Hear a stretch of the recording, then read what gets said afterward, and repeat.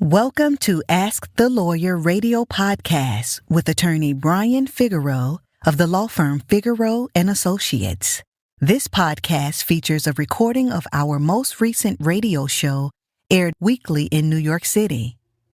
We hope you enjoy the show, which features news, views, and interviews on matters such as immigration, personal injury, bankruptcy, divorce, family law, estate planning, wills and probate, deed transfers, civil rights, criminal defense, workers' compensation, and taxes, both individual and business.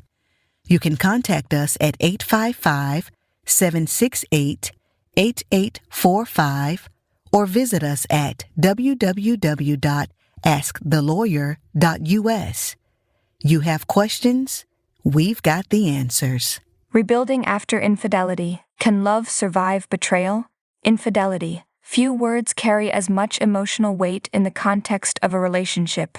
It represents broken trust, deep emotional pain, and the crumbling of a bond many believed unshakable. But as devastating as it is, infidelity doesn't always have to mean the end of a relationship. In truth, relationships aren't perfect.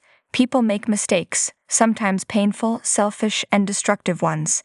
But they also grow, learn, and in some cases, find their way back to each other.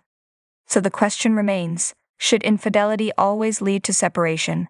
Can a relationship ever truly be rebuilt after betrayal? The answer isn't simple. Rebuilding after infidelity is not for everyone, and not every relationship should survive it.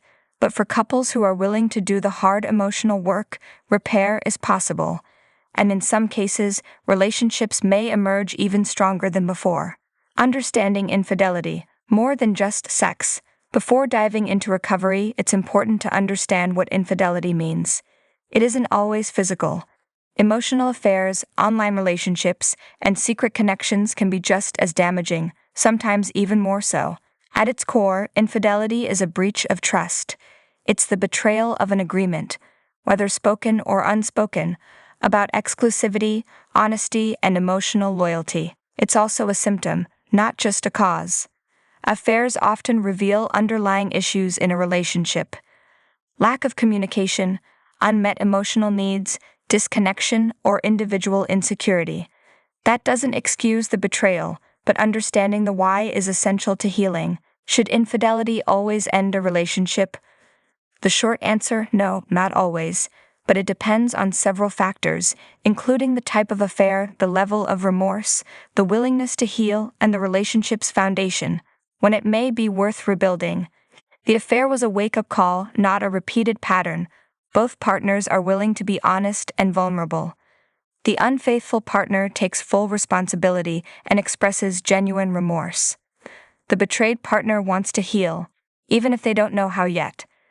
There's a foundation of love, respect, and shared values beyond the affair. When separation may be healthier, the affair was part of a pattern of deception or abuse. The cheating partner is not remorseful or blames the other. There is ongoing dishonesty. The relationship was already toxic, unsafe, or unsustainable. One or both partners are unwilling to rebuild trust or seek help. It's not weakness to try again, and it's not failure to walk away. The right choice is the one that leads to healing and growth for both people involved. The path to rebuilding. What it really takes. Rebuilding after infidelity isn't about sweeping the betrayal under the rug or forgiving and forgetting. It's a deliberate, painful, and often long process. But with the right mindset, it is possible. 1. Radical honesty. The partner who strayed must be willing to answer hard questions truthfully. Transparency is key. It's not about punishing, it's about re-establishing a reality the betrayed partner can trust again. That includes answering questions about the affair within reasonable limits, being open with phone and digital activity, at least temporarily, accepting accountability without defensiveness too, mutual commitment to healing. Healing isn't the responsibility of one partner, it's shared. Both people must be invested in processing pain without avoidance, exploring the why behind the affair, being patient with emotional setbacks, creating space for grief, anger, and rebuilding. 3. Professional support. therapy can be a game changer. Whether through individual counseling, couples therapy, or affair recovery programs, a trained therapist offers guidance, mediation, and structure for conversations that are too loaded to navigate alone. Affair-specific therapy models like emotionally focused therapy, EFT, or Gottman method can help couples work through trauma, rebuild emotional intimacy, and reestablish secure attachment. 4. New agreements, not just old repairs. Rebuilding is not about returning to what was. It's about building something new. That might involve creating new communication habits, rewriting relationship boundaries, talking openly about sexual and emotional needs, setting agreements that honor current values and future goals. The old relationship broke. The new one must be different and healthier. 5. Rebuilding intimacy slowly and safely. Trust doesn't return overnight. It must be earned through consistent, respectful behavior. Over time, couples can rediscover emotional intimacy and, when ready, physical closeness. It's okay to take things slow. Rebuilding intimacy should happen on mutual terms, not as a way to patch over the pain. Rebuilding isn't about forgetting, it's about transforming. One of the biggest myths around infidelity is that forgiveness means forgetting. But real healing doesn't mean erasing the pain.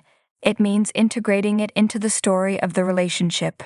For couples who work through it, the journey can lead to deeper communication, stronger empathy, a clearer sense of boundaries, greater emotional intelligence, and for some, a renewed sense of love. It's not easy, it's not guaranteed, but it is possible. Final thoughts. You choose the ending. Infidelity changes a relationship. That's a fact. But what comes next is not set in stone. For some, the betrayal is the end, and that's okay. For others, it's the beginning of a new chapter, one marked not by perfection, but by resilience, maturity, and growth. The path you choose should not be based on judgment, shame, or pressure, but on what leads to authentic healing, respect, and peace. Whether you walk away or rebuild, make it a choice that honors your values and your future. Do you have a legal issue, question, or concern? Turn to Ask the Lawyer. You have questions? We've got answers. For a consultation or to refer a client, visit www.askthelawyer.us. Again, www.askthelawyer.us. You can also register for our paralegal program, get legal news, business consults, or other information on educational issues. Yes, Ask the Lawyer. You have questions? We've got answers. For a consultation or to refer a client, visit www.askthelawyer.us. Again, www.askthelawyer.us.